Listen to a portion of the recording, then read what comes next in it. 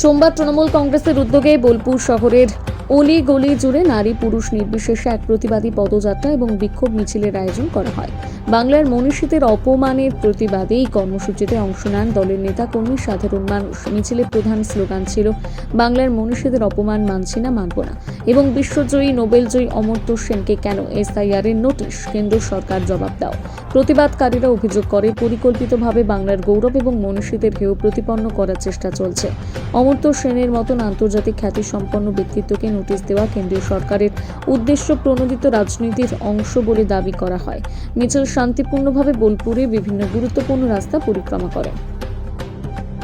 বিশ্বজয়ী নোবেলজয়ী অমর্ত্য সেনকে SIR notice পাঠিয়ে হেনস্থা হচ্ছে পদার্থ নির্বাচন কমিশন জবাব দাও। বিশ্বজয়ী নোবেলজয়ী অমর্ত্য সেনকে এসআইআর নোটিশ পাঠিয়ে হেনস্থা হচ্ছে পদার্থ নির্বাচন কমিশন জবাব দাও। তাই বলি বিজেপির মদতপুষ্ট নির্বাচন কমিশন হুঁশিয়ার, বিজেপির মদতপুষ্ট নির্বাচন কমিশন হুঁশিয়ার।